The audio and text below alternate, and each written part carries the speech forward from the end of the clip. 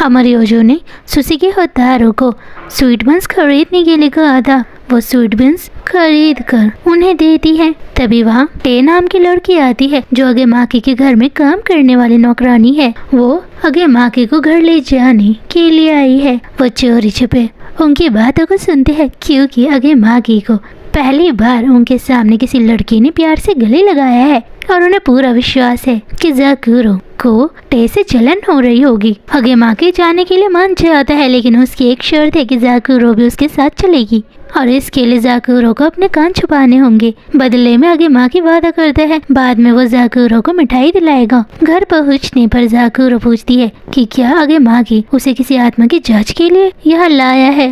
वो हैरान हो जाता है क्योंकि उसे आज पता लगा कि उसके घर में कोई आत्मा भी रह रही है। वो अगेमाकी का घर देखकर हैरान हो जाते हैं क्योंकि वहाँ बहुत सारे नौकर नौकरानी है। वह उसकी मुलाकात अगेमाकी की बहन कुमिको से होती है। वो उसे गेस्ट रूम में ले जाता है। ज़ाकुरो ये कमरा देखकर समझ जाती है कि जिस भी इंसान का ये सामान है वो विदेशी सोच वाला है। वो अपने बाल खोलती है जिससे उसके कान दिखाई देने लगते हैं। जब टे वहाँ आती वो हैरान रह जाती है। ज़ाकुरो का असली रूप उन्होंने देख लिया है। तभी कुमिको वहाँ आती है। वो उसके कान छुपाता है। वो अपनी बहन को कमरे से बाहर ले जाता है। वो पूछती है तुम्हारा अगेमाकी से क्या रिश्ता है। ज़ाकुरो कहती है मैं उसके काम में पार्टनर हूँ, लेकिन टे को उसकी बातों पर विश्वास नहीं है। बाद में टे ज़ाकुरो को बताती है अगेमाकी एक अच्छा इंसान है। वो सबकी मदद करता है चाहे कोई गरीब हो या फिर अमीर। अगेमाकी कमरे के अंदर आता है। ज़ाकुरो उसे मुक्का मारती है। उसे बहुत दर्द हो रहा है। वो समझ नहीं पा रहा कि ज़ाकुरो इतनी गुस्सा क्यों है। वो उससे पूछती तुम मुझे यहाँ क्यों लाए।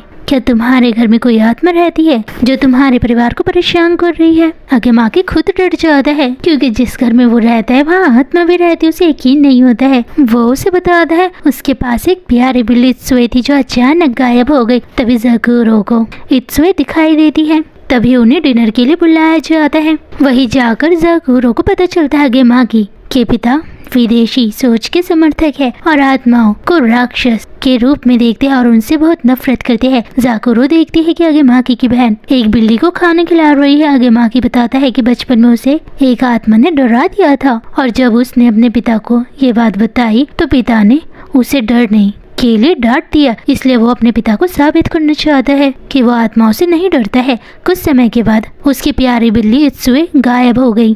उसने माफी मांगने और कोई खजाना देने का वादा भी किया, लेकिन इत्सुए कभी वापस नहीं आई। ज़ाकुरो से बताती है इत्सुए हमेशा उसी घर में थी। वह इत्सुए से अपना असली रूप दिखाने को कहती है। जब अगेमाकी उसे देख पाता है तो समझ जाता है कि वही आत्मा उसे बचपन में डराने वाली थी। ज़ाकुरो समझाती है जब किसी बिल्ली को बहुत प्यार मिलता है तो वह बिल्ली आत्मा बन जाती है। इत्सुए सिर्फ अगेमाकी को उसकी दया के लिए धन्यवाद कहना चाहती थी। आम इंसान इत्सुए को नहीं देख सकते, लेकिन अगेमाकी दूसरों से अलग है इसलिए वह उसे देख सकता है। अगली सुबह अगेमाकी की माँ अपने पति के बर्ताव के लिए ज़ाकुरो से माफी मांगती है और इशारों में यह भी दिखा देती है कि वह समझ गई कि ज़ाकुरो एक आदि आत्मा है और वो उनसे नफरत नहीं करती है।